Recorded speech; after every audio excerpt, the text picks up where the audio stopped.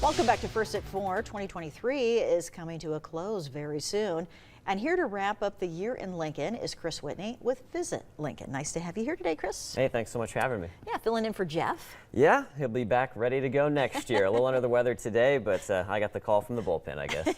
Well, it's always good to see you. We've had a big year in the capital city, and I know you had an exciting announcement recently. Yeah, we did. And so as work continues to identify where, we're going to put a downtown convention center for Lincoln, we had an exciting announcement last week that we are partnering with a group called Legends. And so Legends has worked with stadium projects and hospitality ventures as well with different sports teams throughout the world. One of their big calling cards has been world soccer, especially Real Madrid, their soccer stadium there, the Bernabeu, with its renovation. So they do this kind of project work throughout the world with sports teams, organizations. And so now the project kind of continues, like where are the sites that the convention center could be, how does the build out look, things like that. So this is kind of the next step in the process, getting them on board and having their work continue through 2024. Yeah, I was driving around South Lincoln earlier today, and man, the construction's just everywhere. There's always something going on in the city, which is good. It is, yeah, and this will just, obviously this project will add another few cranes to where it kind of builds out and just continue the positive momentum that we have and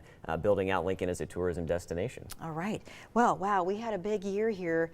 Let's talk about some of the highlights. I know we had Volleyball Day, we had the Guardians of Freedom Air Show. Let's touch on those. Yeah, certainly. I mean, when you talk about the Guardians of Freedom Air Show, a record-setting event for Lincoln over 2 days, 340,000 spectators. It seems like it wasn't that long ago, but it really was at the end of August. Just kind of lucked out with a lot of the weather for the most parts and had a great chance to celebrate our armed forces. Certainly, this was named the biggest and the best military show of the year by the U.S. Blue Angels just earlier this month. So a great honor, a lot of work to make that happen, but gearing up for the next air show when that will be a few years down the road. And of course, Volleyball Day in Nebraska, 92,003 world record-setting events, and just a great celebration of not only Nebraska volleyball, certainly in the season they had, but volleyball in general here in Nebraska and across the United States. And we have a lot of great light shows going on right now. Yeah, we do. We're hoping that forecast maybe holds out just a little bit longer here, but most of these will be open through the rest of the holiday season. Of course, Zoo Lights powered by LES at the Lincoln Children's Zoo. Just great, phenomenal things to see there. Star City Shores hosting the Nebraska Christmas Light Show. You might remember that from Haymarket Park in years past.